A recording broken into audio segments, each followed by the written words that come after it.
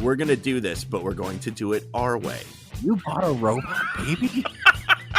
Wow, that was a joke grenade. That took me a second.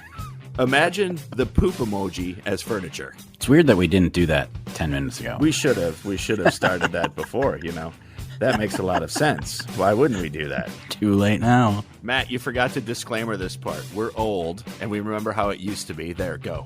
And it was better then, too. You got to put that in there. Ice is back with my brand new invention. Something grabs a hold of me tightly. While you guys are weaving belts, I'm going to sing this little tune that I wrote. We think we're funny. On with the show. This is X Radio X. All right, Matt. It's episode 31. Good morning. X Radio X, the podcast. I'm Jayce. This I'm Matt. is Hello. Hi, Matt. I feel like we need to reintroduce ourselves because we are good at a lot of things. Talking is one of them. Consistency is not. Maybe one not. of our Okay. fortes. Did you want to introduce us, or did you want to tell the kind folks at home what they're listening to? Yeah, I'm Jayce. This is X Radio X, the podcast. That is Matt. You just heard him talking. He's also on X Radio X, the podcast, in case you didn't put that two and two together. And this is a podcast that we do. It was originally supposed to be about college radio and stuff, but like most things in our life, we just decided to do whatever the hell we wanted, and here we are. It's expanded It like is. our horizons into all things music and culture and stuff like that. Yes, like my waistline as I got older, between my Ah. 20s, 30s, and 40s. That's an old dad joke right there. My waistline is expanded. But it's not a joke. It's true. So it really happened. This is a good time to just do our disclaimer and get it out of the way. So Yes. I'll just every episode we whip up a disclaimer to talk about the things that we're going to talk about and generally warn people. So X Radio X is an adult program run by adults for mostly adults, talking childishly about non-age specific topics like music and then things related to music. So yes, this is us adulting. Weird, right? So you've been warned. You'll be amazed Ready to by adult? listening to this podcast that we actually have fulfilling careers where we make real money and support real families. I know. It gives us the opportunity to be ridiculous for free. Like I've told the few people that I've talked to about doing a podcast, they're like, their initial thing to me is first they're like shocked that we have a podcast. Like it's something that's super hard to do, and there isn't 4 billion different podcasts out there. Right. Yeah. The other part is they kind of edge around like, how much do you make? Mm. And I look at them and I say, I pay to do this. I do not make money doing this. It's like going bowling. Yeah. We've explained that in our earlier episodes. Some people have garage bands. We have a garage podcast. Exactly. And that's what we do. Yep. So, since it's episode 31, and we've done a lot of myriad of things, this one's going to have a musical tangent to it. Yeah. But we wanted to talk about, or well, not you maybe, but I was like, hey, let's talk about going back to school. And you're like, well, all right, fine. Yes. I can talk about just about anything. So this is going to be fun. Yes. So we're talking about going back to school. And I told Matt when we were texting about this, I said, go back if you can and find what like the coolest song was when you entered each grade of high school. So freshman, sophomore, junior, senior year. I'm assuming you went to all of those years. That's a big assumption. I looked mostly through like prior. I was looking at I was looking more at college, but I definitely have the songs from high school, so we can talk about both actually. I did not look at college because my songs for college didn't really follow the years, because they were probably not like, in 1995 when I was second year sophomore. Yeah. It was probably not something that was out in 95. It was probably something that was older than that. Yeah, that's probably true. So And I focused have to mostly on high school. Well, we can do that then. Let's focus on high school, and then if we run out of time talking about that, we can do something else. Yeah, because I wanted just to prove to everybody exactly how old I was. So Andy Gibb So Shadow Dancing was the most famous song every year of school for me. The end. Next episode. Before we get into talking about the music, though, I was reading about back to school stuff because we both have kids, and mine are on the older end and yours are on the younger end. Yes, but they're true. both going back to school. I'm assuming yours are probably going back within the next couple weeks from when we record. Yeah, they start. So we're recording this on the 15th of August, and they're going to go back. What's that last Monday of August, like the 28th, 29th, something like that? Yeah, that sounds about right. Let me see. My trusty calendar would be the 29th. There you go. That's when they return. My kids go back the 23rd. Wow. Yeah. They're going to be a week smarter than my kids. Yes, a week smart and many years ahead. That's true. Yeah. Does not necessarily equate to being smarter. Just means ahead. But I also have kids. I have one kid who graduated college. Mm-hmm. So she is done with school until she starts her master's program, but she's going to go work for a little bit before she does that. Good. Get some experiences under her belt. And then my other stepdaughter is in her third year of college, second year at Michigan State. Go Green. Nice. Yay. So she starts, I don't remember. It's end of August sometime. Might be that 29th, might be when your kids start. All right, cool. Maybe and then my other children all start on the 23rd because they're still in public school. Very cool. So you're in the thick of it. You're like all about your we're buying household the clothes. Is we're the getting Trapper Keepers. Yes, we're getting the shoes. Got to buy the pencils, and it's got to be the right pencils. You can't get the wrong pencil because then you can't fill out the standardized test correctly. Why do they make pencils other than number 2 pencils? Why is this a thing? And I'm sure every back to school has made this joke, but I don't understand. If there's just number 2 pencils, no one will get the wrong pencils. This is the part where we do hacky back to school jokes. I know, but it's true. Why? You know why? We're going to make a sweet pencil that has like a tiger riding a unicorn riding a Lamborghini, and it's going to smell like strawberries, and it's going to have an eraser on the end that wiggles when you erase, and it's going to be a number 3. So I believe the number of the pencils. I have a computer sitting in front of me. I could look it up, but I'm just going to guess. I'd rather you make something up. Yeah, I'm just going to make it up because, it's more fun. Yeah. So I believe it's the hardness of the lead. That's what you she need. Said. You need a specific hardness of the lead. Sure. That's what she said, just like you said earlier. And so that's so you can do the standardized test. But I think there's other hardnesses of lead for like art class, drawing, things like that. I think that's I don't know if there's a pencil expert listening to this. Feel free to tell us we're right or wrong. Excellent. Send it to Matt, though, because I frankly don't care. But so, we're buying the pencils. We're buying the pens, blue or black, not other colors. And you have to have colored pencils for certain classes, and you have to have all these things. And it was actually worse when they were in elementary school, because then you had to have specific crayons. Oh yeah. And I don't know if a huge list, and you need to buy 75 different things, and some of them your kid won't even use, but the school will hang on to in case they need it later. That's right. You are helping. You're feeding the beast. Now, where was that? Okay, so I looked up, just out of curiosity, what is the average price of buying all of these going back to school supplies for the year 2022? Okay. Now, this is all inflation adjusted, of course, because that's the big news is inflation. Yeah, right. But according to Deloitte, you know who Deloitte is, right? They're a famous accounting firm.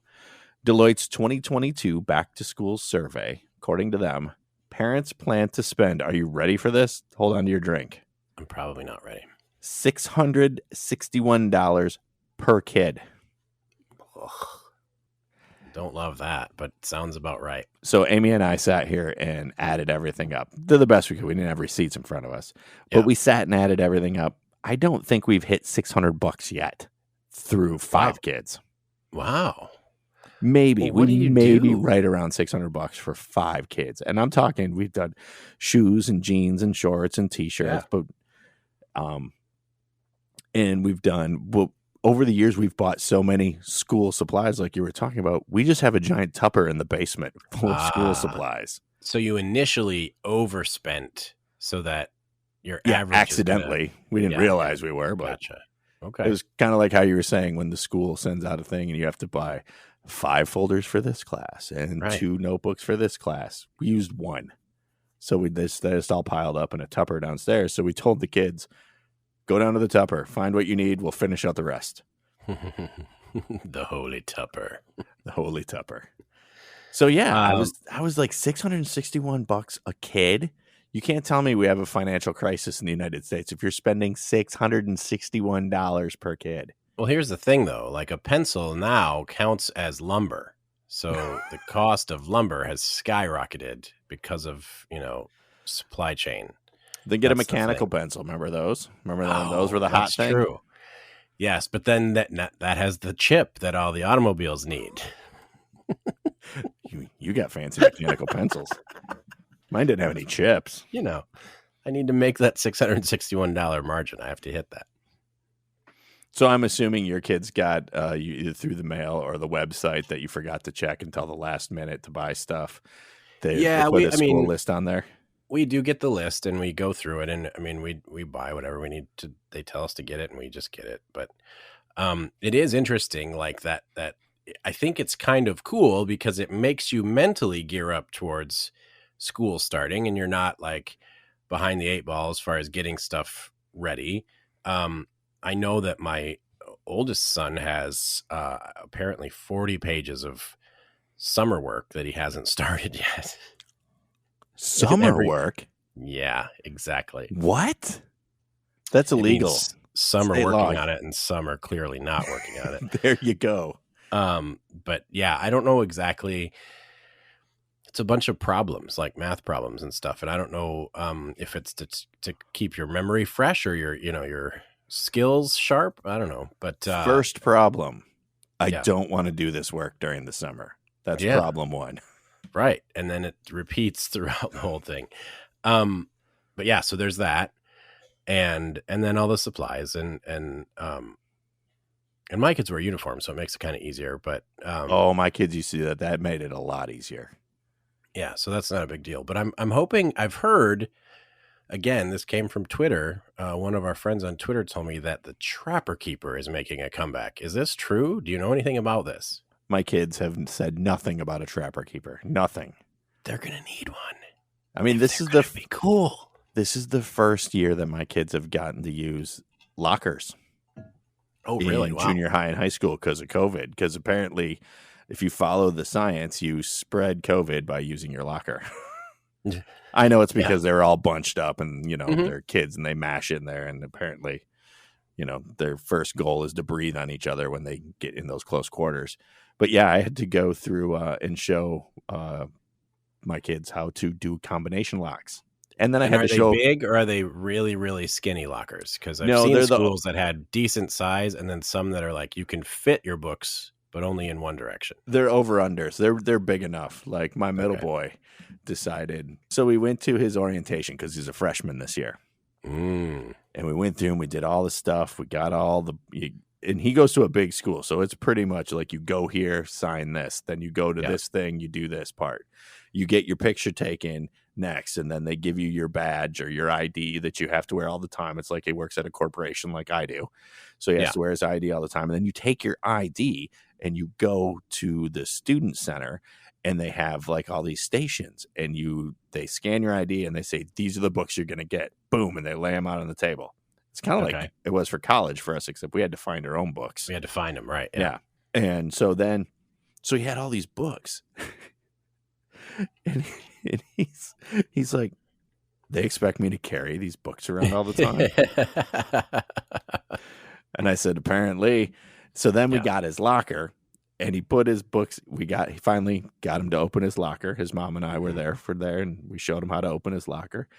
Right. And I said, are you going to take those books home with you? And he looked at me. He's like, nope. Put him in his locker, shut the door, and away we went. So he'll see those books again first day of school. Problem solved. Problem solved. I'm not carrying these books around. Are you nuts?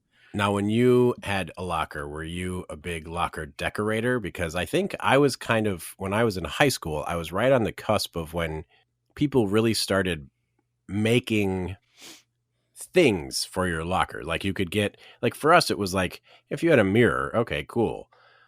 Obviously you would put like posters and things like that. But right around when I started to get too close to graduating, they had like fans and little pots to put flowers in, and like they were making more things that you could decorate your locker with. So I imagine now there's like microwaves and kitchen sinks and things that you can. They only allow like 7 minutes between class. Oh, to go from one class, get your stuff out of your locker, and get to the next class.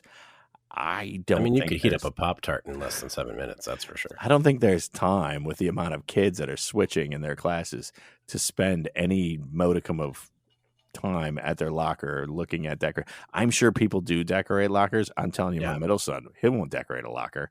There's no way in hell he's going to decorate his locker. I'll be happy if he goes to his locker and gets his stuff out of it and goes to his next class. So now his might have his like schedule on it, because he's got his phone. What does he need to put it in? It's on his phone. Jeez. Yeah. My daughter, she might decorate her locker. Like when they were in elementary school, that was a big thing. They would like go out and spend a whole day being creative, decorating their lockers. And what they were actually doing was creating trash for the parents to take care of at the end of the year. That's all it was. Yep. Right. It was a creative way to put off taking trash out of your locker at the end of the year. I do remember at the end of the year, cleaning out my locker and several times saying, "Oh my gosh, that's where this was." Yep. For a number of things. I never decorated my locker that I can remember because I didn't care. Yeah. You didn't even put like band posters or anything in it? Nope. Wow. No, God, no. I did get to share a locker with a cheerleader one year, though. That was nice. Oh. Yeah. Okay. I feel like there might be a story there, but no story. No story. No. She was a friend of mine. We shared a locker together. Okay, there is a story. I forgot. There is a story. This is probably my only good locker story ever in my whole school career. Now is the only time you can tell this story, so go ahead. So we were at our locker, and it was between classes, and we could hear like we were at the end of a hallway. So there was this bank of lockers, and there was only 2 of them on this side. One that me and my locker partner shared, and then next to us there were 2 other people. I don't remember who they were, but there was 4 people that had 2 lockers right there. That was it. And there were 3 classrooms around it. And we had this, it was older school, and it had the classrooms that had the door, and then they had like trophy cases next to the door in case you did good in school. Like, hey, great teacher, we'll put an award in your trophy case or whatever. Right. Mm-hmm. So, and it went from in the classroom to outside of the classroom. You could see all the way through it, glass on both sides.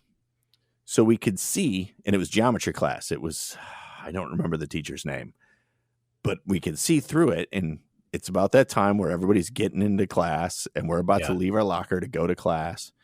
And we hear a ruckus going on in the room. Okay. And we look, and there's 2 kids getting in a fist fight in the front of the classroom. Whoa. Yep. And I know one of them was one of my friends, actually. Okay. His name, we'll just say his name was Rob. And I'm saying that for one of our other people who listen because he knows Rob and he's going to remember this. Okay. So me and my locker partner are standing there like watching this unfold. And Rob and the other person, whose name was Jason, actually, it wasn't me. His name was Jason too, because there was like 7 Jasons in my grade. They come flying through the glass trophy case from in the geometry room out into the hallway. Glass everywhere like a movie.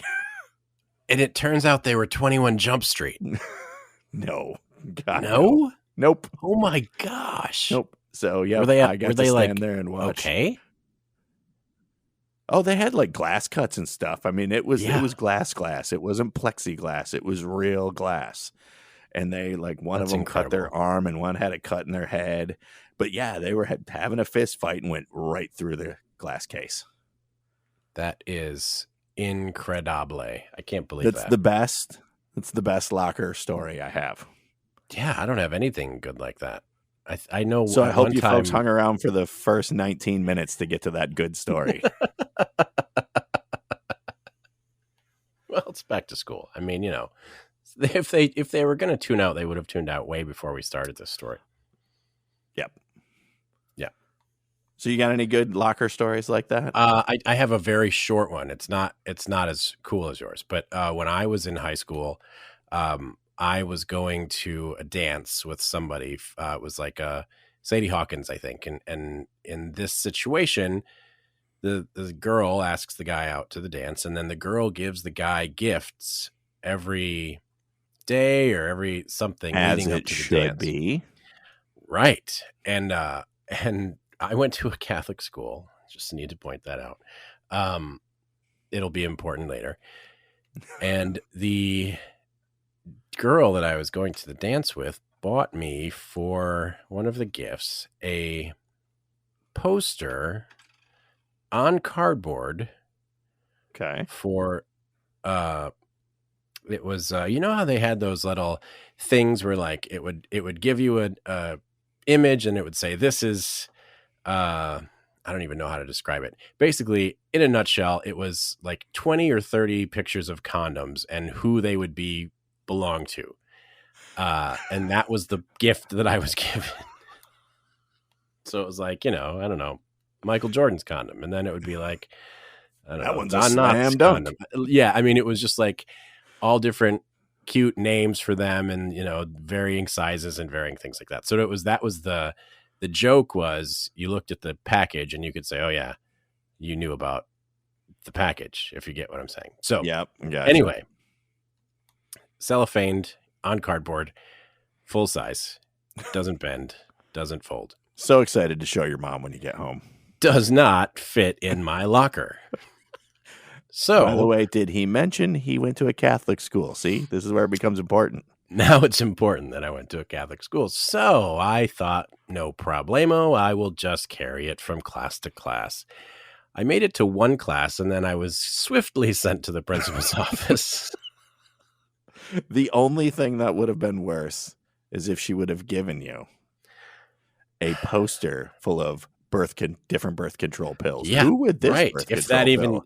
That can't exist, but in the early 90s, it was perfectly acceptable to have. And I want to say it was from maybe from a store called Condomania or something. I don't know. It was and it ridiculous. had to be from Spencer's, Yeah, it was. It was an obnoxious gift, and it was funny for 3 seconds, and then it became horrible. And so, I couldn't throw it away.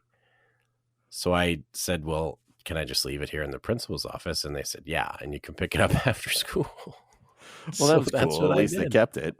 I know, they let me keep it, and then it actually was on my wall for, I don't know, a little bit of time. But that's it. Yeah, the locker was not long enough or wide enough or deep enough to fit that poster, and so thank you. I honestly don't even remember who got it for me, but it was.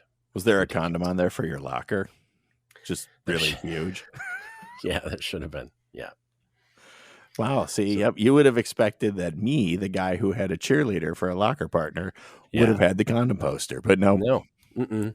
It's the Catholic school kid. I went to public school. Just good old public school. You can't trust those Catholic school kids. No, my whole family above me, because we were too poor to go to Catholic school. But my mom, dad, they all went to Catholic school. I know better.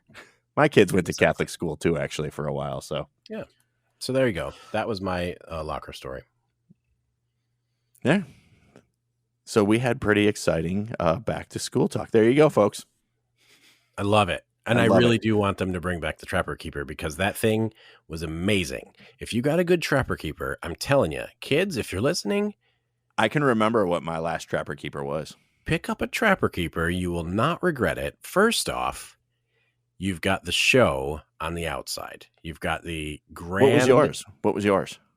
Mine was definitely a red sports car of some kind with lasers behind it and neon colors. Had to be a Lamborghini or a Ferrari. I think it was a Lamborghini, yeah. And I've seen them that are even more outrageous than that. Like to me, that one was pretty low key, but there are like, you get into the ones that have like, unicorns flying over, I don't know who it would be at the time, but something amazing, eating a slice of pizza while they're flying. It would be like ridiculously crazy images on the outside cover. So you're thinking to yourself, well, this can't possibly be useful. This is just a crazy, mindless art thing. And then you open it and it has everything you would ever want in school for your entire life. It has a ruler. It has a table of elements, the periodic table. It had like the Dewey Decimal System. It would have like, a protractor. It had everything in it at your fingertips. So for people of a certain age, the Trapper Keeper was the precursor to Stephen Covey's 7 Habits of Highly Successful People. It was the entry level drug to the planner when you were a young adult. Do you remember the planner people who walked around with a planner and put everything in their planner? Here's the thing. I am going to go out on a limb and say that I think Steve Jobs was minding his own business one day and he saw a Trapper Keeper in the store and thought to himself, man, if there was a way I could digitize this and put it in people's pockets. And that's how the everything was born, because he wanted to reproduce the Trapper Keeper in digital form. First was the PDA. That's my story. I'm sticking to it. I can't remember. There were these little personal desk assistants or whatever. These little with this little stylus. Yeah, I think I had one of those. One of the really early precursors that was not that useful. Yeah, it was not useful, but it felt cool to have one. My Trapper Keeper was, wait for it, green. That's it. Just come green. On, man. So what I did is I took. You chose green. I like green. Right. And plus it was probably cheaper than the ones with all the other, crazy colors and stuff on them. So my mom's like, you get green. You want a Trapper Keeper? Because she knew better. She's green like, you're going to use this for 2 weeks and it'll never see the light of day out of your bag again. Right. Yeah. And she was right. But what I did is I took an X-Acto knife and I cut the plastic on the top because it was just cardboard in there. Sure. Yeah. So I pulled the cardboard out. Okay. And then I drew a bunch of stuff, taped it to the cardboard, put it back in. So I was DIYing my cool Trapper Keeper back in the day. Do you remember having to cover your books? Yes. Oh my gosh. And we wrote all over them. And I remember then writing all over everything in high school. Like I literally can remember writing on people's pants and their shoes. It was just a thing like, hey, why don't you write your name on my pants? And I'd say, okay, why not? But we didn't do that in high school because we were at Catholic school. We did it in junior high. But it was like a thing to have writing on everything. Yep. Yeah, I had these jeans that were all ripped up and shredded. And with a permanent marker, they had like metal bands on them. Oh, yeah, for sure. I did that. So see, because I missed it and because I was like going through writing out things on people's clothes withdrawal in high school, because we didn't have to wear uniform, but we had to wear nicer clothes. I had a big bulletin board in my bedroom and I wrote bands and song titles and stuff like that all over that. I wish so much that my mom had kept, out of all the stuff that she's kept, I wish she would have kept that, because it would be funny to see what I was into like throughout the ages of as the bulletin board filled up, because it is kind of funny. Like some of the things that I was into in the early 90s, between like 91 and 95, it gets dramatically different. That is a great segue into talking about the music of those times. Yeah. What you were into. Now, when we started this, I said, go look up what the coolest or number one, whatever it was, of each year of school. And that's not necessarily what you were into, but it'll lead in conversation to what you were into. So since I'm the oldest, I'll go first. Yes, by far. I'm just eons older than you. So I started high school in 89, 90. Okay. So I went with, instead of going with 89 starting, because you only get September, October, November, December, I said, well, I'll start in 90 because I graduated in 93. So if you go 90, 91, 92, 93, that's my 4 years of high school. Sure. So I went to 1990. Okay. And I'm like, what was like the biggest songs of 1990? Off the top of my head. Yeah, I want you to guess because I don't think you're going to get this. I know off the top of my head that, gosh, was EMF 90 or was it 91? It wasn't in the top 10 if it was 90, unbelievable. That song was everywhere, but I think it might have been 91. So, okay. As I was looking at these lists, as I was going through 90, 91, 92, and 93, there were so many songs in my head that were everywhere, but not on these lists. Like not in the top 10. And that just goes to show you the difference between what is popular, right, and what is popular. Yes. Because there's the Billboard Hot 100, which is what I'm going off, and that's, off of your CHR radio stations and your hit channels and all of those type of things. They're going to play these on rotation probably once every 70 minutes, 75 minutes. You figure that, once every hour and 15 minutes, they're going to pump one of these songs in. So for 1990, now these were not necessarily Jayce's favorite songs, but these were the top 5 songs of the year 1990. Which these were all over the radio during that time. Yeah, which would have spanned the end of my freshman year, beginning of sophomore year. The number, well, I won't do. Well, I'll go with 10. I'll give you the top 10. All right. I just want to say that just outside of the top 10, big controversial song of the year 1990. Okay. "Do Me" by Belle Biv DeVoe. Oh yeah. Oh my gosh, it was so risque. I listened to some Belle Biv DeVoe back then. Whew. Well, hold on, because they're going to show back up again here in a minute. Okay. Number 10, John Bon Jovi with "Blaze of Glory" from what movie? That was from Young Guns 2. Very good, sir. Number 9, "Cradle of Love," Billy Idol. Cradle of Love. Love that video. It's great. I swear that's in a movie too. I just can't remember. It was, but I don't remember. Number 8, "Hold On" by In Vogue. Wait. Oh, okay. "Hold On" by In Vogue. I thought you were going to say "Hold On" by Wilson Phillips. Oh, no. Okay. Keep that name in your mouth. Okay. Number 7, Another Day in Paradise" by Phil Collins. Oh, I had that cassette single. I bet you did. Number 6, "Vision of Love," Mariah Carey. Yep. Mm-hmm. Number 5, "Vogue" by Madonna. Sure. Fun fact, well, I don't know if it's a fact, but a fun coincidence about that. We were cruising the channels. It was probably a few weeks ago. We were cruising the channels as we're getting ready to fall asleep. Or I was probably getting ready to watch Bob's Burgers, to be quite honest. Okay. And have you ever heard of the documentary "Paris is Burning"? No. It's about the drag scene of the 80s.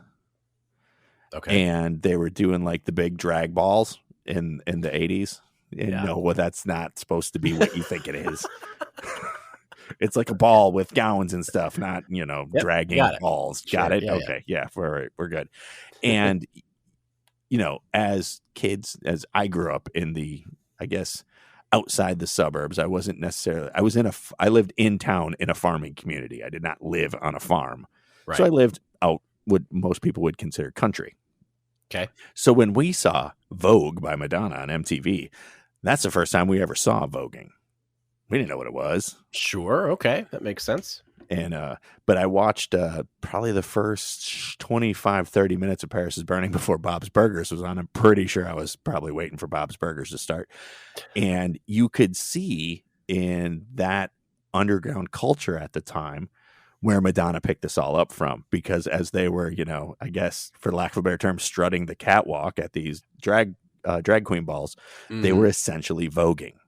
And it was kind of neat I put that together. I was like, oh, Madonna was in New York at that time. I'm pretty sure this is what she was going on. That's it. So that was number 5, "Vogue," Madonna. Number 4.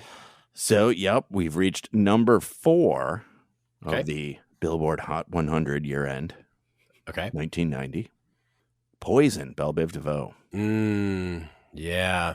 That was what the kids would say, a banger. It slapped. Yep. It was all over the place. Actually, the new thing is it was a bop. Have you heard that? Yes, I like that. I heard someone do it, and I thought, well, that's cool. I'm going to use that. I actually commented on one of She Will Rock You's podcasts. The person they were interviewing, they said, well, oh no, not the person. One of the hosts said, well, this is a bop, the bop of the summer. And I was like, I just laughed in the comment. I was like, you're the first adult I've heard say that besides my teenage kids. Yeah. Leah from She Will Rock You was the one that told me that Trapper Keepers are coming back. And if she knows, it must be true. Yeah. She's pretty hip to things. And the fact that I said hip means I have no idea what's cool anymore. So number 3 was a Prince cover, or Prince written. I don't know if it's a cover, but it was written as Nothing Compares to You. Sinead O'Connor. Is that a cover or did he just write it? He wrote it for her. Well, he wrote it. She performed it. And then he actually did his version of it later. Okay. So I don't think it's technically a cover. Number 2 with a bullet. It Must Have Been Love. Roxette. Oh, Roxette. Come on, you know what movie that was from, right? What's that? You know what movie that was from, right? Must Have Been Love. No. But I had the cassette single. I know I did. I'm sure you did. What movie was it from? Pretty Woman. Oh. All right. Yeah. Fairly certain it was in Pretty Woman. And then number 1. Yeah. The biggest song of 1990.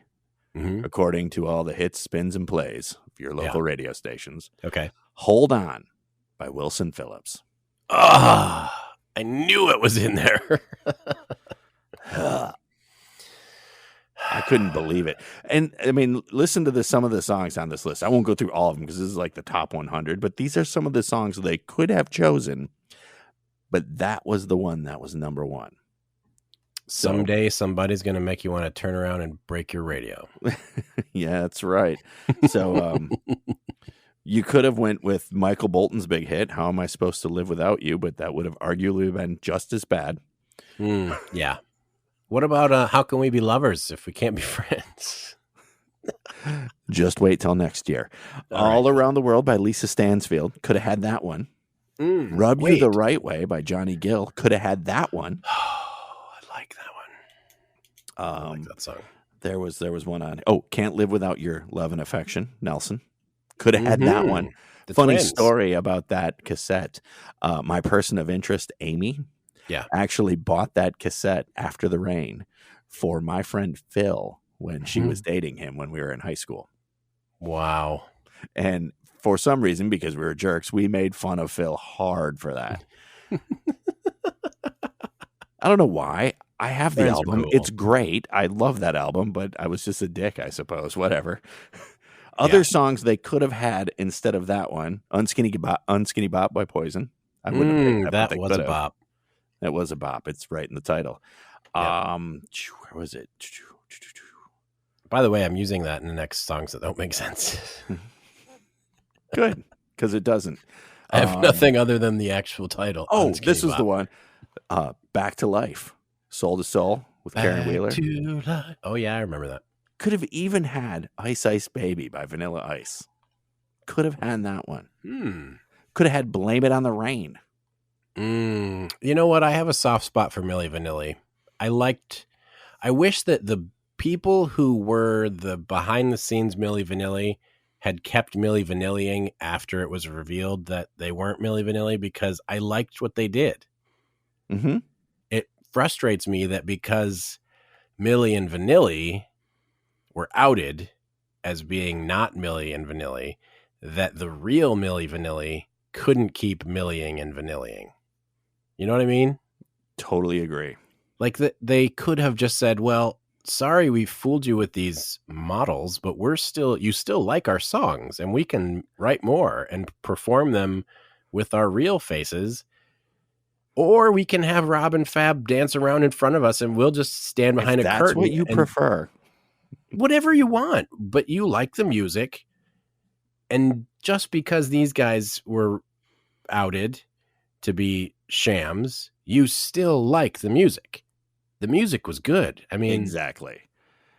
And just to wrap up, Girl, I'm Gonna Miss You. I'm sorry. I'm getting on a Milli Vanilli rant. Sorry. You're going to go listen to that afterwards. It's cool. I'm totally gonna. I'll be texting you tomorrow going, dude, guess what I'm listening to? It's a tragedy for me to see. Okay. So I'll just wrap up this year of songs they could have had that weren't Wilson Phillips. And this is just in the Billboard Hot 100. Janie's Got a Gun, Aerosmith. I loved when that song came out. It was so different. I mean, it wasn't that different, but it was just really cool. The theme song to the greatest mock rock ripoff highway robbery of all time, The Humpty Dance by Digital Underground. Yeah. Enjoy the Silence by Depeche Mode. Love Song by Tesla. Wow. King of Wishful Thinking by Go West.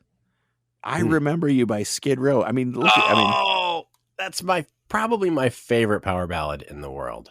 Dude, it's up there. It's got to be almost everybody's favorite power ballad. It's so good. Mm-hmm. Man. And there's one more that maybe wouldn't be the one I'd pick for number one, but I just got a laugh out of it. Okay, well, there's two more. Of course, this should have been number one. Whip Appeal by Babyface. Yes, of course. But you'll remember. Presses. Yes, you'll remember this one. Romeo by Dino. Come on. Oh, my God, you don't remember it. I'd play it, but we'd get copyrighted, so. Just sing it. I'm not singing it. The people love when you sing. I don't remember that one. I know that if I heard it, I would remember. Now I got to find it. I got to find it. What was your first year of high school there? While I look for this, I can. I think it would be like 92, I think. Wow, I am that much older than you. Because let me see. I was graduated in 95. 493. Well, so like 91 would have been, I guess it was 91, right? Does that make sense? Sure. Yeah, I think it was 91, 92, somewhere in that range. So I was looking at summer, like the songs of the summer for those years. And you are listening to it right now.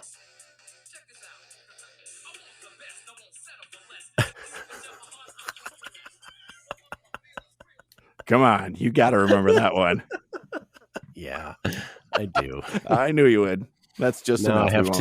Now I have to edit that out. Nah, we won't get copyrighted for that. It's not enough. So I won't have as many songs, but I do have some songs. So for 91, actually, one of the big songs of the summer was Summertime. GJ Jazzy Jeff and the Fresh Prince. That was a 91 summer jam. And I'm kind of thinking that was like, I mean, obviously it was huge all summer long, but that was one of the big ones in 91. And then there was a little movie that came out that summer called Robin Hood, Prince of Thieves. Yeah, that was the name. Bryan Adams had the song "Everything I Do It for You." Want to know something about that song?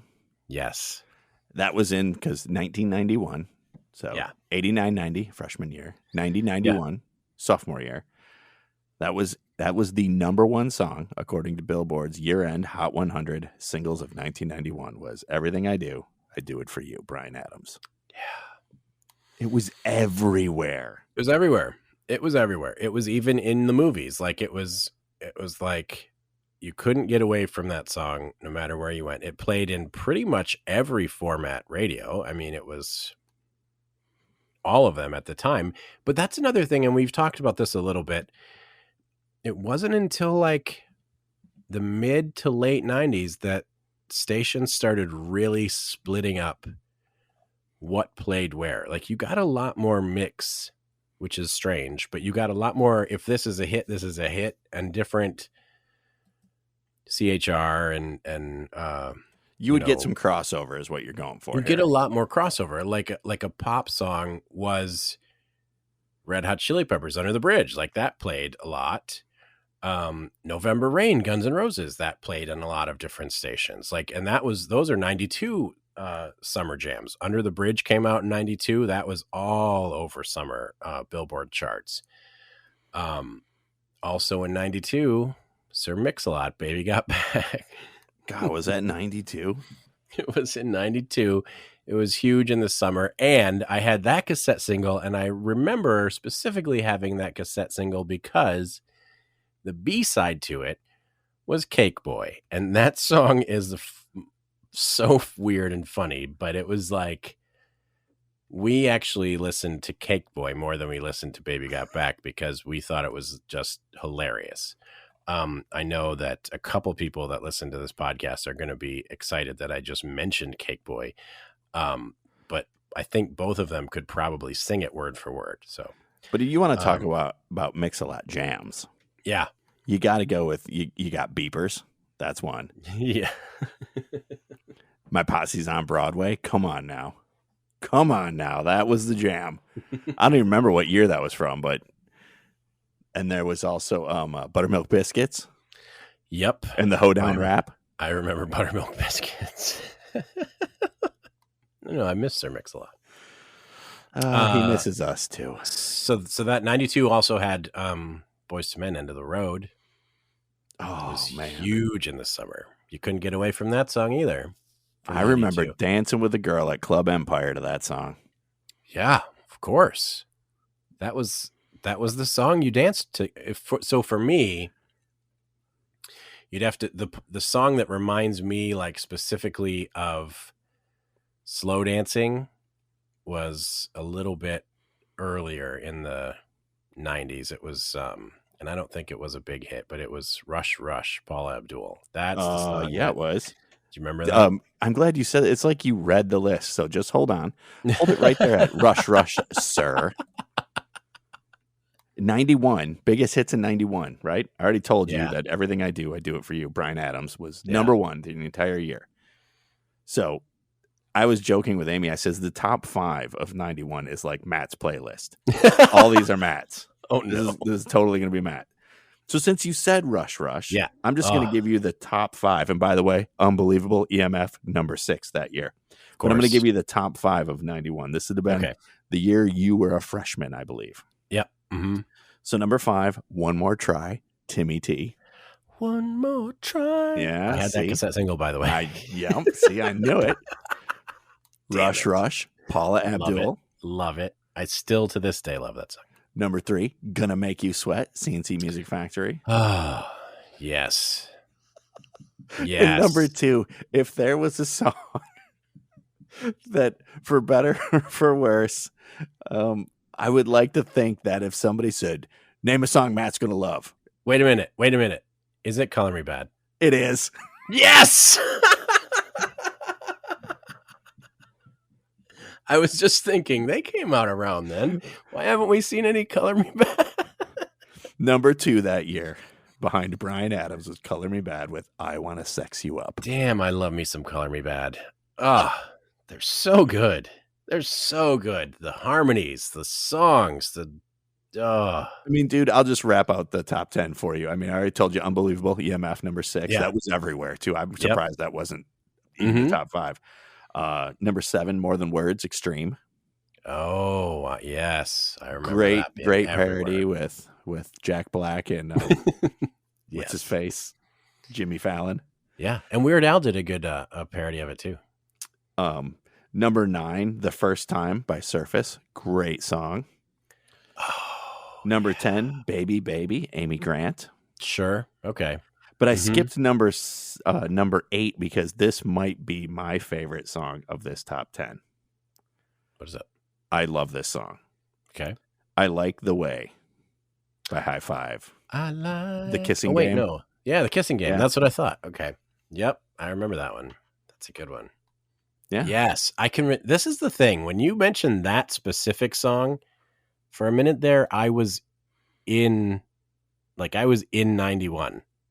Thinking about what was going on when that song would be playing on the radio. It was kind of creepy that happened, but 91 was a big year, especially there's always that meme or GIF or whatever it is going around Twitter and everywhere. These albums were all released within 40 days of each other in 1991. And it's the Black Album, Blood Sugar Sex Magic, 10, and Nevermind.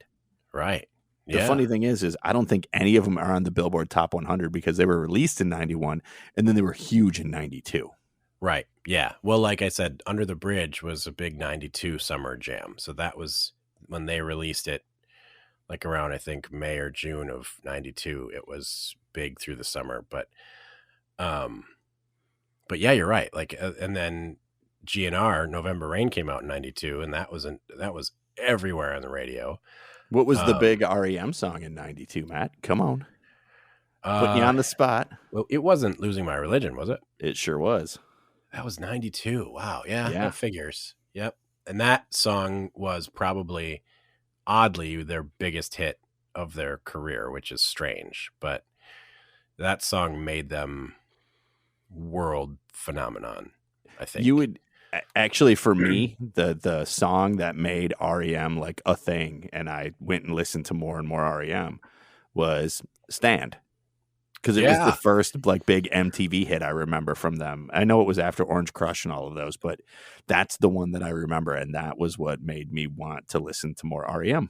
And there are certainly better REM songs than Losing My Religion, for sure. It's good though. It's still it holds up. Something about that song made people say, "Whoa, these guys are a thing," and they're not just alternative. It was the video. Yeah, maybe. It was a very weird video. Didn't understand. My gosh. I'm looking through the top 192, dude. There's so many songs in here that were this one right here. Summertime, of course, was in there, like you said. Yep. This song, actually, there's a great podcast about this song. Really? It's called Wind of Change by Scorpions. I'm sure you've heard it. Yes. But there's a podcast about it, how Wind of Change was actually a CIA psyop. Seriously. You told me about this. I remember. It's such a good podcast. I highly recommend it to anybody who's listening. You could even stop listening to ours and go listen to it and just come back and listen to ours. We'll wait. Okay, since you're done. Okay, cool. Firehouse, Love of a Lifetime was in there. Yeah. Oh, geez. TLC, Baby, Baby, Baby. I think you need to hold on to the next year for that one. I think that's 92. Yeah. Oh, I thought we were talking 92. You were still doing 91. Still 91. Wow. I mean, dude, I was just. It's loaded. There was one. Oh, this one. Well, these two. Tom's Diner, Suzanne Vega.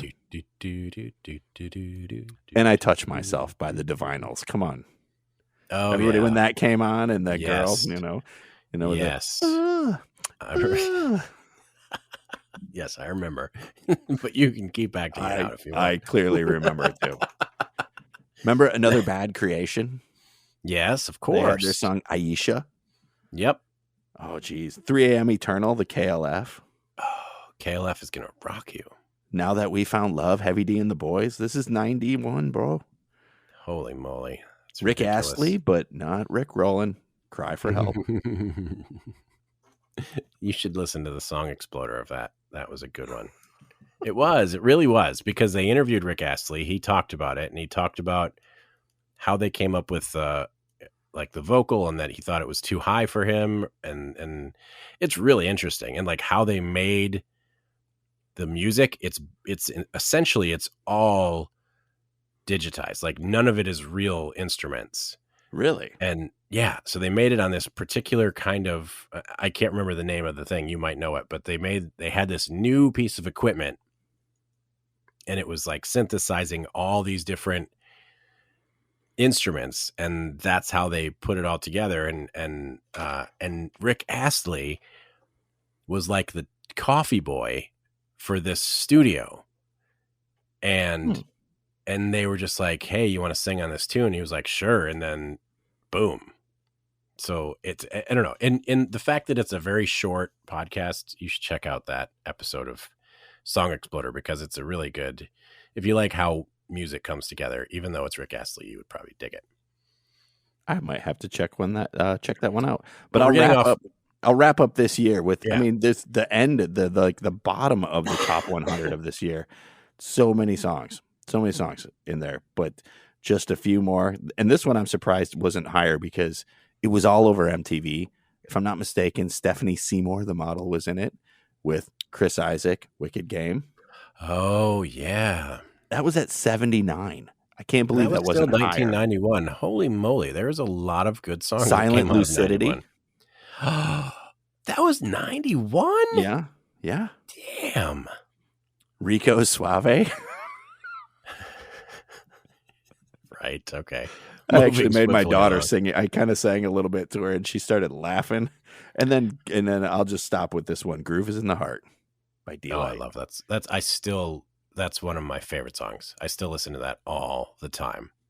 I know it's cheesy, but you can't not. Oh, it's fun. It's a good one. Yeah.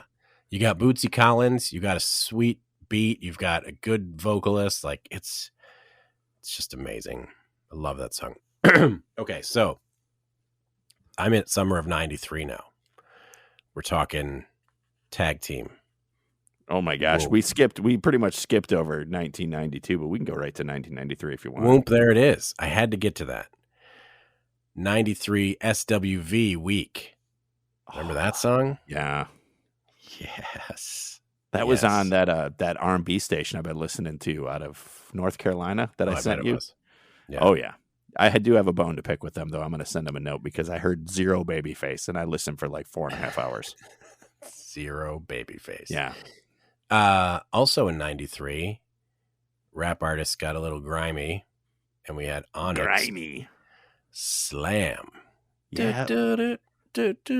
I remember that coming out. Boys. Totally wasn't into it. No? Nope. I had the full cassette, not the single. I had their full cassette. Really? Yes, I did. I don't know why, but I did. And I listened to it a lot. And then, okay, so now we're coming up to 94. Junior year for me. Summer of 94. We get a little darker with Warren G and Nate Dogg, Regulate. Remember when that started being everywhere? Yes. I remember. Summer of 94.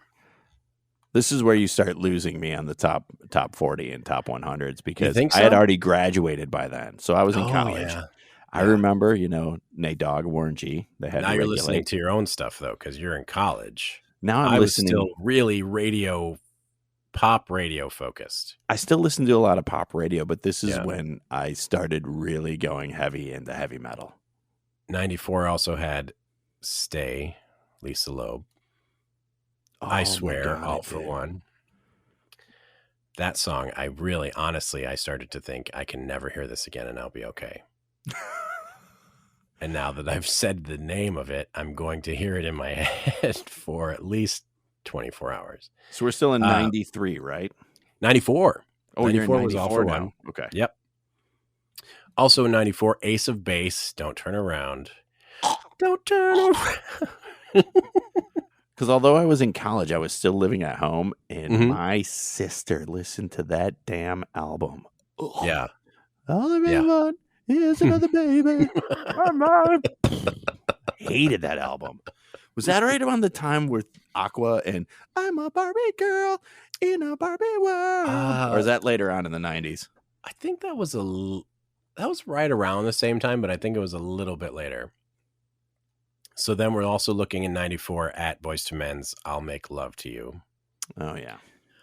That was a good one. I like that. And it was a little too schlocky for me, but it's good. But I wasn't as much of a fan. I loved their Motown Philly album and Cooley High Harmony. I had that was a great album. That might be in, and I talked to you about we should do something like this before, but that might be a perfect 10 album to me. Like that Cooley High Harmony was like every song was a hit. And it didn't end up charting as a hit, but every song was something that you wanted to keep listening to. But the other 94 song that I wouldn't need to hear again was from a movie. It's Elton John. Can You Feel the Love Tonight? Oh, was that?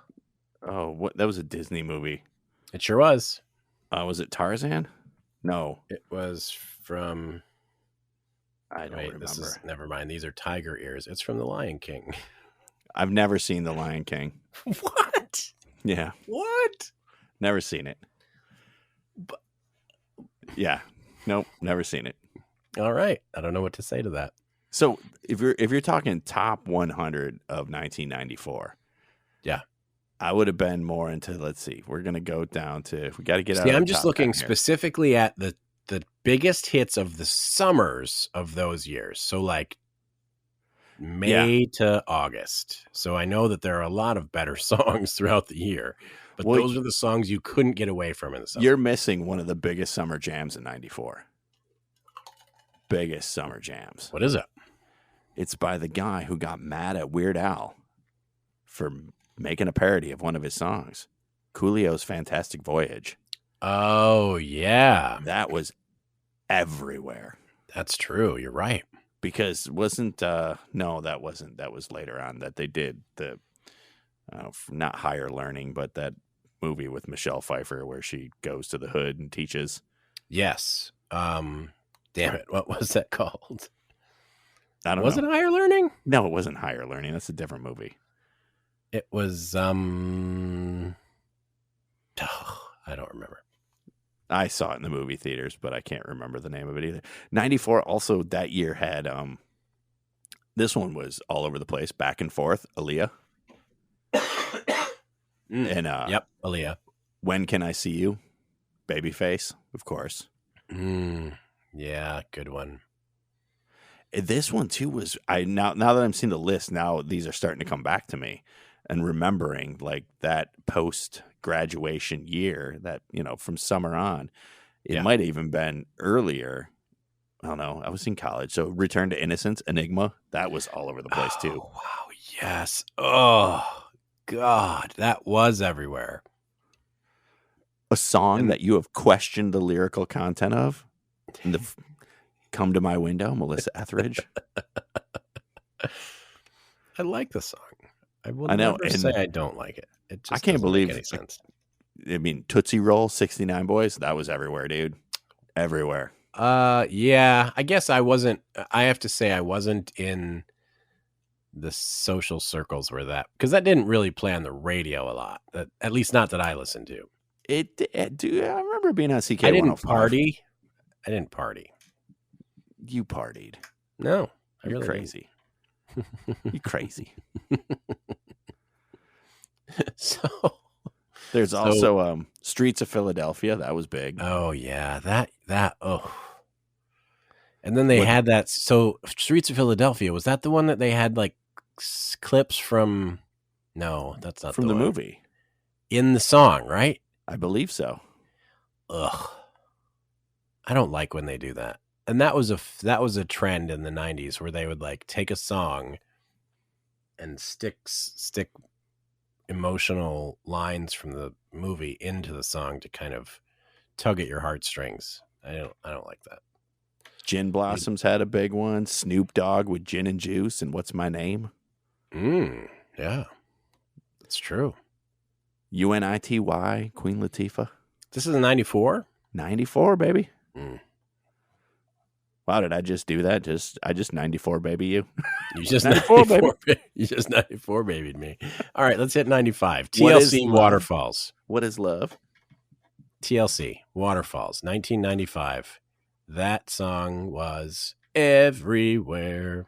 It was everywhere, and it's a great song. I mean, don't get me wrong, I like it, but it was nonstop. Every channel that could make an excuse to play it played it. Same with in 1995, Seal, Kiss from a Rose, from the Batman Forever soundtrack.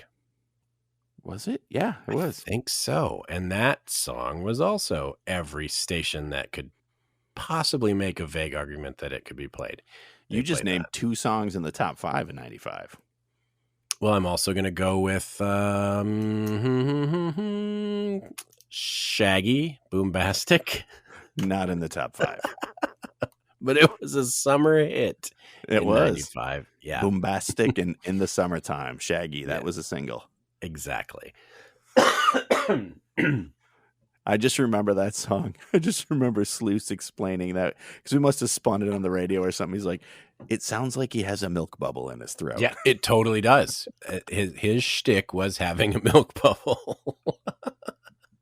Which, hey, it made him money. Can't knock it. I needed to get myself a milk bubble and sing some songs. So that was my 95. I mean, that's all I have. Then I graduated and learned about good music. 95, man. That was when Blues Traveler blessed us with Runaround. That was a big hit that year. I did really like Blues Traveler. I still like Blues Traveler. And then there was Hootie and the Blowfish.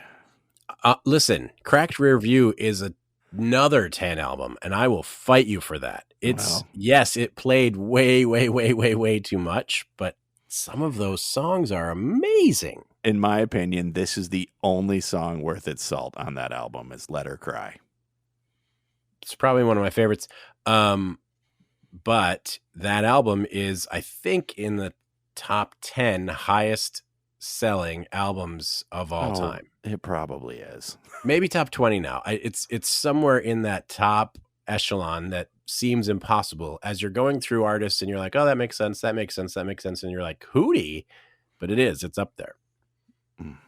So more power to you, Hootie. It just says so much about society in general at that time. We needed Hootie. They were the right band at the right time. They were a great frat rock band. They were great. Hootie filled a gap that we needed. But that would have been, let's see, 95. That's when I started at the X. So this is when I would have started hating everything on this list, just out of principle. I didn't hate it all. There's tons of songs on here I really, really like. But you had to say that you hated them. Oh, yeah. I was trying to build cred when I thought that was something you needed to do, but it wasn't. I'm fairly certain that I played all of those artists on Radio X. I guarantee you did. And I went right along with it. Maybe not Ace of Base. Now that I think about it, maybe not Ace of Base. I think even I would have probably drawn the line there and been like, bro, we're not doing Ace of Base. I don't care how many people called and requested it. It's right there with Snap Your Finger, Snap Your Neck. It's not happening. No, I don't think so. Man, that year there was actually a lot of good songs that year. I mean, 95. Here Comes the Hot Stepper by Ina Kamosi. Yeah, I did. I played that a lot. People requested that song. Always by Bon Jovi. I don't like that song. No. My favorite TLC song, Red Light Special. Great one. That's my favorite TLC song of all of their songs. I can agree with that. Collective Soul had a hit that year with December. Remember that one? I don't remember it. It's the Don't Talk About It. Oh, that's called December. Then yes, I do know that one. Yeah. They did what was their big one? Shine? Yeah, no. Shine. That was the year before. You know who did a great cover of that? Who? Dolly Parton. Shut up, really? For real. Yeah, it's really good. She did a good job. Yeah. You should check it out. It's good. I'm not kidding. This is where weird hearing her sing it, but it's good. Really? I'm going to have to go find that. Sheryl Crow had the All I Want to Do. That was her hit that year. Never a huge fan of hers, but yeah, same here. Not really me either. Don't hate her, but I'm never a huge fan. Oh God, remember this song? Short Dick Man by 20 Fingers? Well, wait a minute. That was not a charted hit. Don't want no short dick man. That was not charted at all. Number 76. Seriously? Yeah, it's right there. You think I'm just going to remember that out of nowhere? I guess if Big Dick Energy can be on the radio, then that can be on the radio. Is that what that song is? Is that Big Dick Energy? Mm-hmm. Yeah. I thought so. I was like, as my 13-year-old daughter is bopping along to it, I'm like, I'm pretty sure this is Big Dick Energy. No, it's big. It's Red Bull. That's what she's really saying. Big Red Bull. Right. Uh-huh. Brown Sugar by D'Angelo was that year. Better Than Ezra. Oh, good. D'Angelo. I liked that.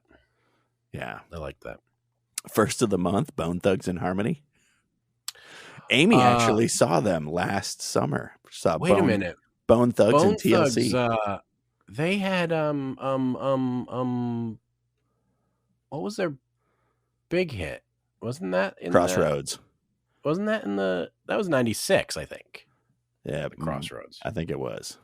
Because it was whenever Eazy-E died. Yeah. Yes. That was kind of a weird video. What I just remember about First of the Month was Chris Rock doing a stand-up routine. He's like, what are we doing now? We're singing welfare carols. That was Chris Rock, everybody, not Jayce. No, not Jayce. Wasn't the Crossroads album the one where they had like, didn't they like somehow digitally put Eazy-E in the video even though he was already dead? Didn't they do something? What am I thinking of? Or was that a different? I don't know. It was really weird. Yeah. Good song though. But I'll wrap up this year. There's a couple more you'll remember. All right. I'll Stand By You. That was in a movie, The Pretenders. I don't remember what movie that was. And then this one. That was the one about the, I think it was a Meg Ryan movie. Oh, was that City of Angels?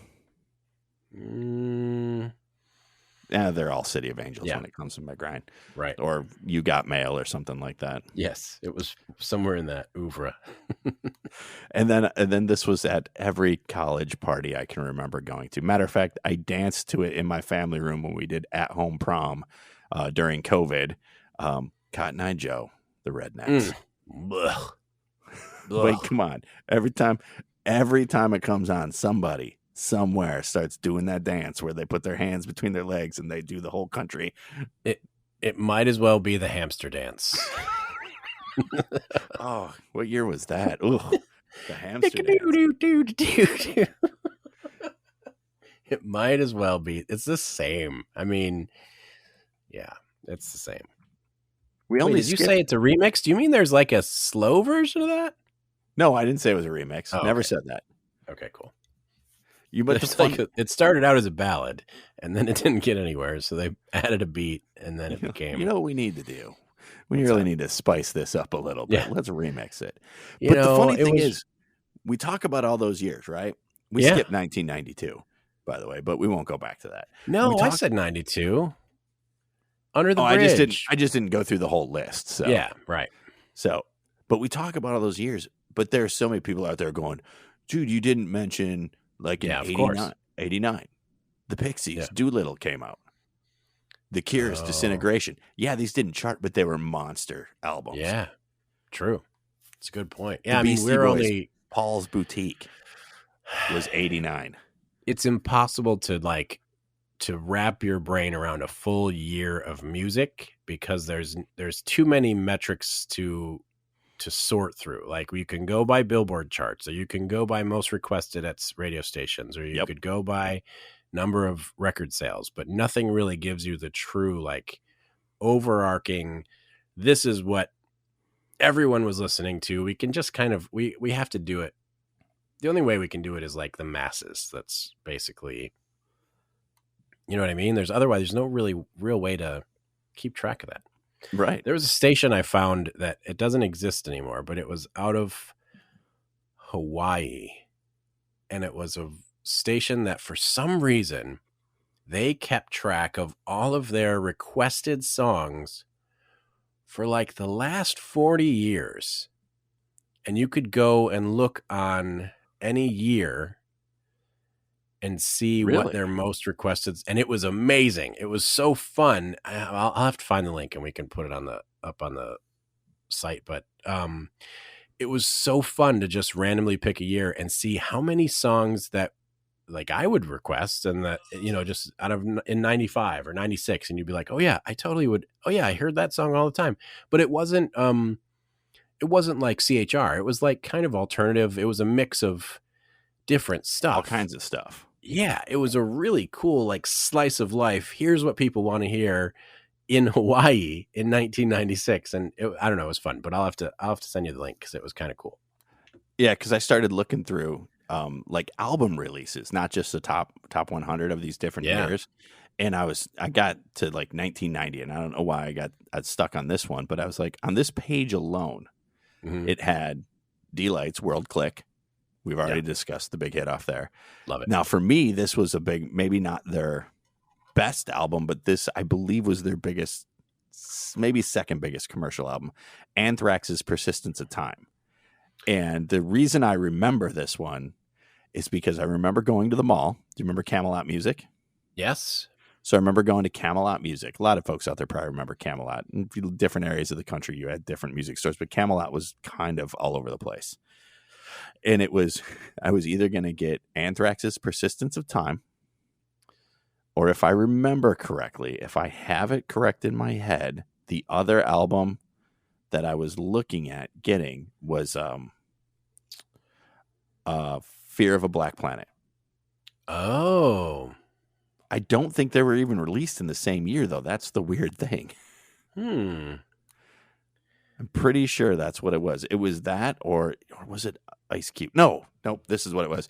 It was Anthrax's Persistence of Time or Ice Cube, America's Most Wanted. Those were the two albums I was trying to decide if I wanted to buy, and I ended up buying Anthrax. And the rest is history. But in the end, I ended up owning all of those I just mentioned. I had Fear of a Black Planet, America's Most Wanted, and Persistence of Time. We just went through this year. I mean, I had Seasons of the Abyss, Slayers came out, Painkiller. I had Megadeth's Rust in Peace. I had Depeche Mode's Violator. I mean, there was just so many albums in this year. AC/DC's The Razor's Edge, Jane's Addiction's Ritual Dehab, however you say that. Yep. But you know what I mean? I just started going through and I was like, yep, had it, listened to it, had it, listened to it, played it. Yep. But for some reason that year, I mean, Bad Religion's Against the Grain was that year. I mean, just so much good stuff. That's crazy. But even Black think Crowes. Sometimes people will put out on Twitter, they'll put out a thing that says, what's your favorite album of 1988? And I'll be like, well, that's an odd year to pick. And then I'll start just scanning 88 and thinking, holy moly, there's a lot of good albums. If you're going to look for things, you're going to find a big boatload of stuff that's good. If I named a year, I think it would be harder to name a year and find that there was nothing. You know what I mean? Yeah. Let's find a year where absolute garbage came out and nothing good came out. I think that would be a big challenge. I mean, obviously past a certain point in history, but as far as charted music, I think it would be very interesting to try to find a year that didn't have some amazing stuff. Maybe not tons, and certain years had more, but I think that you can go to almost any year and be like, oh, wow, that was 82. I can't believe it. I mean, dude, you mentioned 88, right? So I went to the page. There's this website I go to called albumoftheyear.org. Okay. So 88, the first thing that pops up, these first three rows could just be an hour or hour and a half playlist from a college radio station. Really? Sonic Youth's Daydream Nation, The Pixies, Surfer Rosa, My Bloody Valentine, Isn't Anything, NWA's Straight Outta Compton, Metallica's And Justice for All, Incredible. Talk, Spirit of Eden. That's the first row. That's insane. That's 88. Yeah. Second row, Public Enemies, It Takes a Nation of Millions to Hold Us Back. Yeah. My Bloody Valentine, You Made Me Realize. Nick Cave and the Bad Seeds, Tender Prey. Cocteau Twins, Bluebell Knoll. Iron Maiden's Seventh Son of a Seventh Son, and Tracy Chapman's Tracy Chapman. That's the second row of albums. That's just the first two rows. All of them. Incredible. Hits. Incredible. Well, hits in one sense of the term, maybe not, Billboard hits, but every single one of those albums big. has somebody's going to go, yep, I like a song off there. Yep, I like a song off there. Definitely. And I mean, it just, it goes on and on. Wow, 88 was huge. So it is a fun, I think it's, we had fun reminiscing certainly, but I think it's fun to kind of do this, whatever years you went through high school or whatever it is. And people say this all the time, the music you find in high school and maybe a little bit college, I think depending on how interested in music you are, that's the music that you still consider your favorites, the bands that you really latch onto in that time of your life, from high school into college. You keep those and you add things and and things fall off, but those are your core bands that you kind of stick with, It's almost like the running joke. The haircut that a guy has at age 28 is the haircut he has for the rest of his life. Exactly. So when you hit your stride of music, generally some people start in their middle school years, but mine was probably mid to late high school through college. And I went through probably every musical phase you could think of in those years. Right. So if there are people out there whose favorite band is Haircut 100, because that's what they loved when they were in high school. And they also have Haircut 100 that they've had since that time. And they always get the same haircut too. That's right. Thank you. I'll be here all week. Finn. Man, 87 had a bunch of bangers too. Holy cow. I got to get off this webpage. Seriously. I'll just sit and read album covers and titles. So that was our back to school episode. We just wanted I'm excited. We're trying to tie some music into going back to school. And I know my kids, music is a huge thing for them. More than likely, I'll be taking my 2 middle school and early high school kid to their first concert this year. Yes. Exciting. Got tickets to the Gaslight Anthem in October. Perfect. So pretty stoked about that. Yeah. So school and music are very, very much intertwined in my life, your life, and I'm sure lots of the people who listen to the shows. We could sit down with everybody and it would be almost a different list for everyone. There'd probably be strings that run through it for each person. Because like I said, in that top 100 we were talking about, we never even mentioned the Beastie Boys, and it would be hard to sit down with, especially guys our age, and a Beastie Boys song not come up between junior high and your college years. They were just everywhere. They may not have been chart toppers, but they were everywhere. Yeah, I agree. 100%. I want to tell you something that I got in the mail today, and I have to thank them, but can you read this? Oh, it's going to be backwards, isn't it? I can't. It says, I see your name. Yeah. There's no way. X Radio X. I see that. Yeah. Oh, that's the guy from Space Castle. Yeah. So it says, Dear Matt at X Radio X, thank you so much for kicking ass and having great taste in music. I think it is. And then they check the box: cosmically cool, astronomically awesome, and super fresh. Bye. Love you. Space Castle. So I got a little card and I got stickers. Cool. I know. And Pogs. Speaking That's of right. back to school.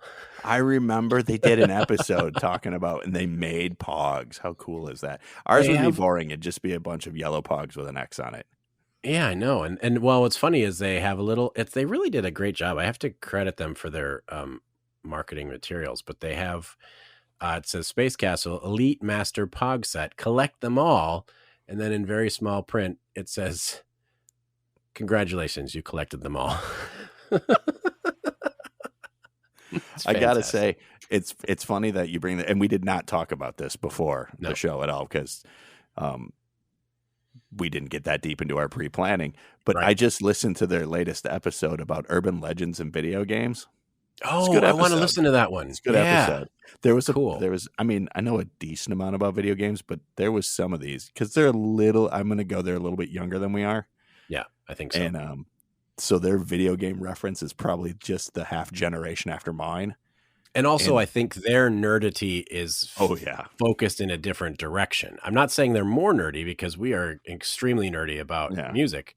Their nerdity is focused on like the D&D and like sci-fi and things like that I've listened to a couple of their shows, and they have led me to want to watch several. Like, I had to take notes and say, well, I got to check out that show after they've talked about it. And so yeah, it's a cool podcast, but they sent me stuff, so thanks guys, I appreciate it. They've totally poisoned my mind in the world of Star Wars. I have to detox from some of the stuff that I've listened to for those guys. Hilarious, but it's fantastic. I think we could have some serious arguments about the state of Star Wars. Yeah, but that's for a different date and a different time. Exactly. So what have you been up to? What have you been listening to? Anything new, different, strange, weird? Oh, dude, nothing really new and different. A few weeks ago, I went to the Pumpkin Drublick, a beer festival down in Detroit. I saw some pictures. Yeah, I got to see. Geez, Pet Needs, very good, very good. I highly recommend them. Suicide Machines, great. Detroit locals. The Bronx out of LA, good. Okay. Wasn't super familiar with their stuff, but they were good in concert. The Menzingers. Love the Menzingers. Cool. Then, of course, the reason I went, I love NoFX, don't get me wrong. Yeah. but I went because of Frank Turner and the Sleeping Souls. Well, sure. And they blew the place up. We were at the Masonic in Detroit, and you would have thought he had the place going. It was like you were at Little Caesars Arena. Wow. It was just, Frank, whatever it is that a person has to be a front person like that, be a front man, he has it in spades. Nice. All right. And then, of course, after them, NoFX comes out, and Fat Mike and crew are just exactly how you would think they are. I mean, they didn't even like really officially start the show.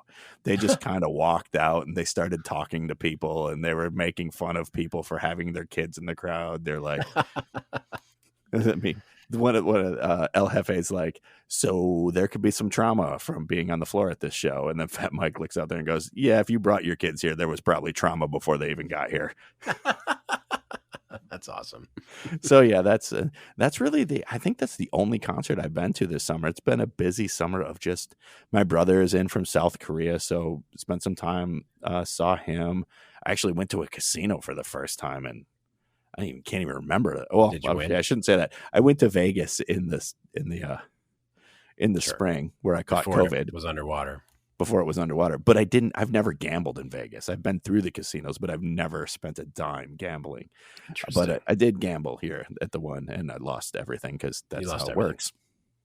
But again, it's you go for the adventure or the experience, and you spend money. And I mean, it's not like you go to the movies and then get your money back. Yeah. Like that doesn't, you go and you pay money. But to wrap this up for musically, what I've been doing lately is I've been listening to this R&B station, classic R&B station, 96.7 WSHV, 96.7 WSHV.com. And they hit that sweet spot. I got to send an email about Babyface. I need more Babyface in the mix. There should be a required amount of Babyface. There should be. But they've got a good mix of 70s, 80s, 90s, and some more current stuff. But that spot where you and I know a vast majority of the songs. So they would play You and I by Jodeci. They would. Nice. But I knew they had me when they played Love TKO by Teddy Pendergrass. Oh, Teddy Pendergrass. That's a Philly's own.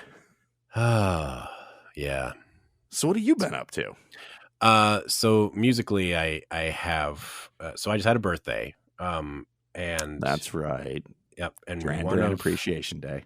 One of the yes, exactly. So we've talked about this, so I'm not going to get into it too deep. But leading up to my birthday, since it is Duran Appreciation Day, and I like to tell everyone about it, I have been making everyone in my office listen to Duran a bit more than usual. So I've been listening to that. But then I got for my birthday, my wife and kids got me a CD single. Yes, those still exist, that I have been looking for easily 10 years. And there's maybe proof, 20 years. I have proof positive of that too, because in my memories on Facebook, and I don't look at Facebook a ton, but in my memories popped up a message from your wife years ago asking me if I knew where to find this specific single. So I was no help then, like I was no help this year. So I got the Black Crowes. The Black Crowes, Southern Harmony and Musical Companion is probably on my favorite Black Crowes CD. Between that and Amorica, it goes back and forth. But way back when I was getting into the Black Crowes, Remedy came out from that album, and I really liked it. Bought the CD single. Remedy had the B-side was a song called Darling of the Underground Press. And I can't tell you about it without overselling it. It's not like it's an epic song that's going to change your life, but it's really good. And it was different and unique, and all the band members were really on top of their game, and Chris Robinson was in peak singing form, and it's just a really good song. And I was like, wow, I like this better than Remedy. And so that kind of became my favorite Black Crowes song for a long, long time. I lost the cassette single because you lose cassettes because they don't work anymore in anything. Yep. And you just don't have anything to do with them. And I couldn't find the CD single for less than like $75 on the internet or something. And granted, wow. I could afford that if I wanted to, but I can't justify it. And you can't buy the digital. So all of you CD naysayers, You can't get it on Spotify. You can't get it on Apple Music. Sometimes you got to have that physical copy. You have to have the physical copy. And so I've been looking for it forever. And so my wife was kind enough to buy that for me for my birthday. So literally that's what I've been listening to. I've had that CD. It's got Remedy. They do a cover of Time Will Tell. And then they do Time Will Tell. I think it's either Ziggy Marley or Bob Marley, or it's Toots and the Maytals. I can't remember, but it's a good cover. And then they have Darling of the Underground Press. So I've been listening to a CD single for the last several days and enjoying the hell out of it. That's and up next, you're on the search for Baby Got Back and Cake Boy. Yes, I do want. I bet you could find Cake Boy. I'm not sure. You probably can. It's probably Sluice probably has it. He's probably got it on one of his playlists already. Well, that's cool that you finally got that, because it's so amazing. I think that message from your wife was from like 4 or 5 years ago. Yeah. So, for sure. I've been looking for it since I lost the cassette, honestly. And so it's been at least 10 years, but that's, if you have not heard it, listen, you can't find it. So you're not send me a message and I'll make you a copy of it, because you're not going to find it, or spend lots of money maybe. And Matt's not going to put it up digitally. You've got to go find it, just like he had to. But you know what's funny? And make his wife go find it. Exactly. So 20 years from now, I'll give it to you for free. But right now, go looking. But no, what's funny is that album is coming up on, I think, somewhere around 30 years anniversary.